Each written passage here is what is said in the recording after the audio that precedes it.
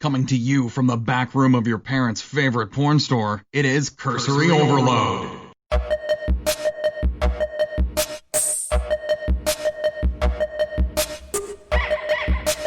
You're listening to Cursory Overload.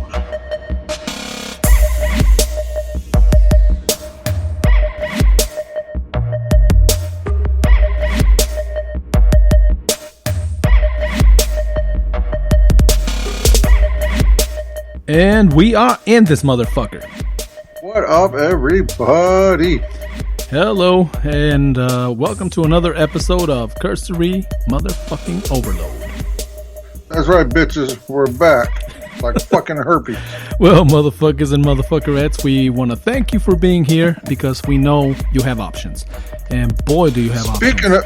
Speaking of options, let me ask you a question. Something's been weighing on my mind here recently, all right? All right. There's a lot of talk in the news today about how we're going into some dark times financially in this country, and then they keep comparing it to the Great Depression. Okay. And it got me thinking. Did you ever talk to anyone that was alive during the Great Depression? Let's see. Grandma was born in 1913, so she lived through that shit. And okay. So my grandfather was alive during that as well. He was born in 1910. Unfortunately, he passed away several years ago, but yeah, it's still 1990 for Grandma. Yeah. So my point is this: how many people during the Great Depression? Because if you don't know much about the Great Depression, I mean, it was also called what, the Dirt Bowl, the Dust Bowl. Everybody's moving around trying to find farms and whatever they're farming their kids out. It was horrible times. Okay. So my question is this: what percentage do you think prostitution went up during the Great Depression? Oh, here we go. This feels like a cursory overload conversation. Prostitution. I'm just asking. I believe, well, you know that the oldest profession is called the oldest profession for a reason. So, I imagine that people had to do what they had to do to survive. So, I ain't judging.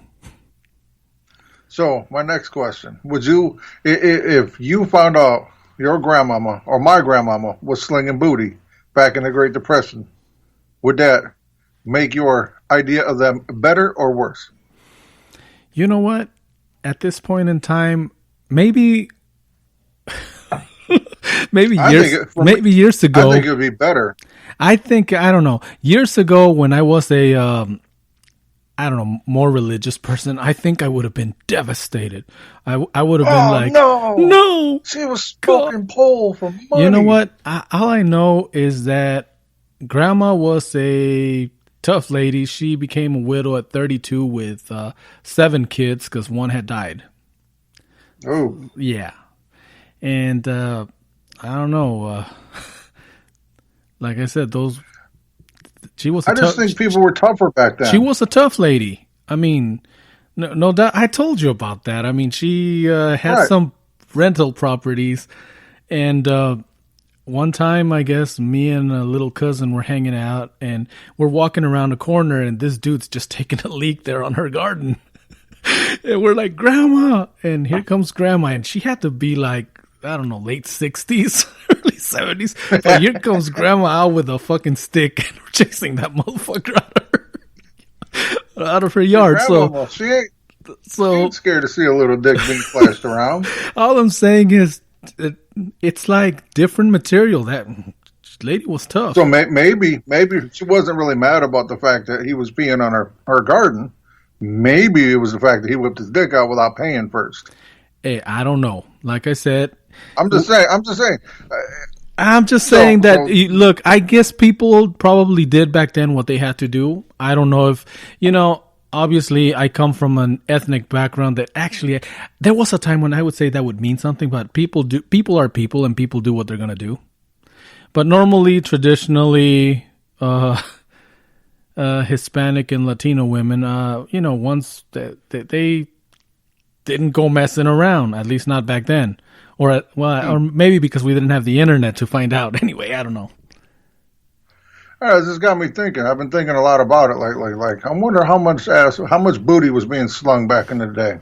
Well, and then it got me thinking, if times are going to be worse now than they were at the Great Depression, I wonder what percentage of people are going to be slinging that booty now. I don't know how many people have been doing it now. I mean, look, it's been very lucrative for some of these reality TV people. I mean, you turn on TikTok and they do that OnlyFans. I mean, that's not far from it. Yeah. Wow. It's crazy, but yeah, you got people doing what, I don't know, whatever, you know. So obviously you said it wouldn't affect you if you found out that grandma was giving up the booty.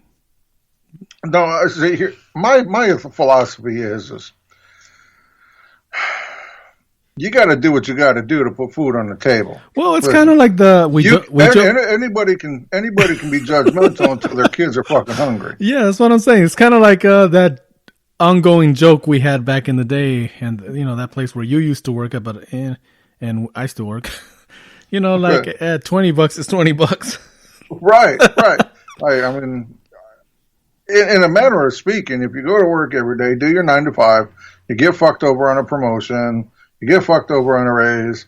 I mean, you're kind of getting fucked for free, really. I mean, well. No, you get a paycheck. So yeah, you're still a paid. Right. Okay, you're still a paid. You're making your hypothetical, let's say $15 an hour.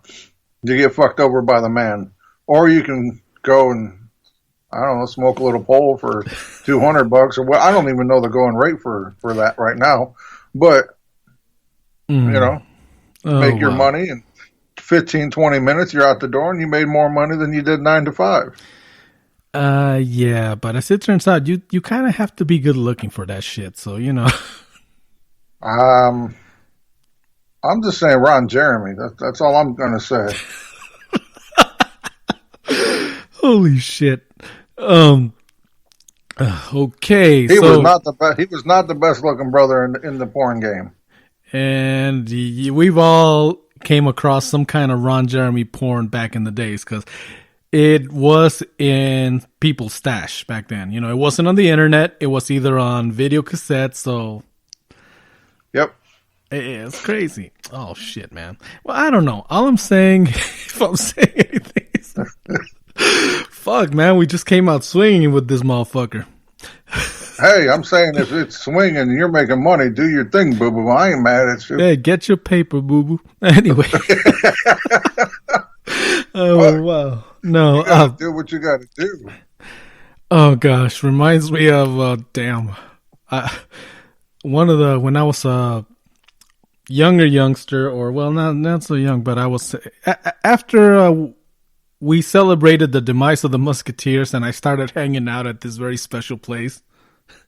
If you know what I mean. Oh yeah. Yeah. So it was funny because some of them girls that worked there, they would like I don't know if they were heckling or just ragging on each other, I guess. But it reminds me, this girl was like, "Go on, girl, do what you gotta do." You know? As the other one was doing her pole dancing. Well, if you haven't figured it out, Pato was hanging out at the dollar store a lot. A dollar store. He wasn't even going to the good one. He was going to the dollar store one where they take, like, you can get up close to the stage and start throwing coins, and they're okay with it. Actually, no. Hell, you put out a couple of coupons for some buy one get one free kitty litter, and they'll be just as happy. No, actually, back then it was still all right. I don't know. I haven't. Well, it isn't now. I haven't set foot in there since I don't know. Since 2009, 10? No, 2009. Since they decided to shoot the place up. Yeah, I don't know. That was 2009. And that was funny. I get a phone call from, our good friend. Pancitas? Yeah, he calls me. It's like, "Where are you?" I'm like, "I'm home." "Oh, good." I'm like, "What happened?" "Oh, no, there's just a shooting over there at your little favorite hangout." Your little hangout. I'm like, no. What? I was No, like, not Big Boobs McGee. No. ah, gosh, you know Say it ain't so. what you know about Big Boobs McGee? Oh gosh. Well, you didn't get well at the time. Let's see. I was single. Other people weren't married yet, weren't single. They were still hanging around, but you never made it out. You never made it out there. Nope, I never made it out to that way. K-Dog, even though he talks all kinds of shit, he's a respectable family man. No, I'm just scared of my wife. That too. Come on now. Oh gosh. So like I said, at the time I was single, so it was like, whatever. Oh gosh, you know.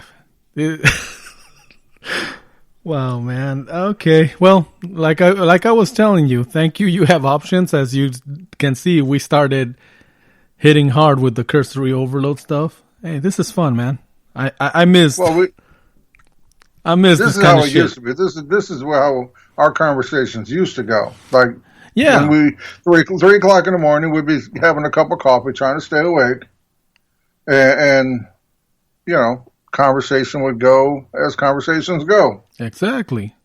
And back then, well, the one of the topics is like, well, what'd you do over the weekend? Oh, I went to APCO, and Oh, that was oh, yeah, exactly. oh.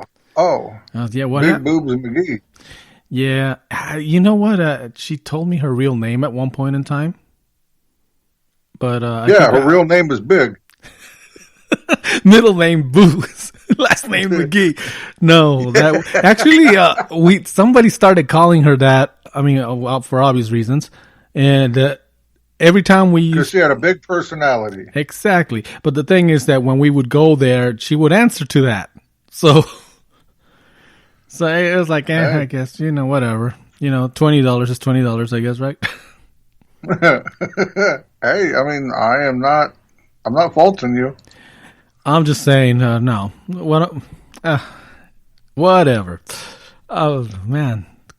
We just went strolling down memory lane there.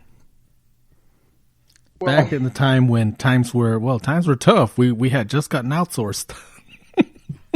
That was horrible. Yeah. We got outsourced at your current position, and we worked under quite arguably the dumbest person to have ever worked anywhere. Well, we were allowed to stay with the contract company that came in. Yeah. And yes, we've talked about that. Holy shit. I think you're being nice by saying it the way you said it.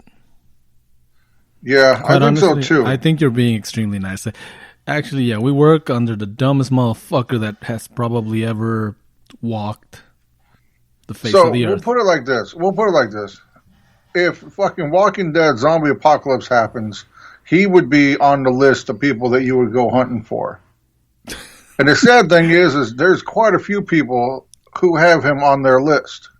And even sadder is he's at the top of most of those lists. Wow. Yeah. Yeah. That's right, John. We're talking about you. That's right. Oh. Not to be confused with Johnny. Not to be confused with No, Johnny, because we like Johnny. 'Cause Johnny's awesome. Johnny's awesome. Yeah.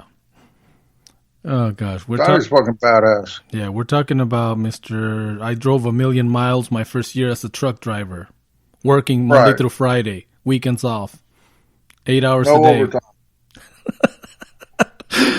Oh gosh, some people. I mean, I don't know. Some people just I don't know. Whatever. Some people just feel the need to lie. Embellish their stories. No, he didn't embellish. That motherfucker was lying.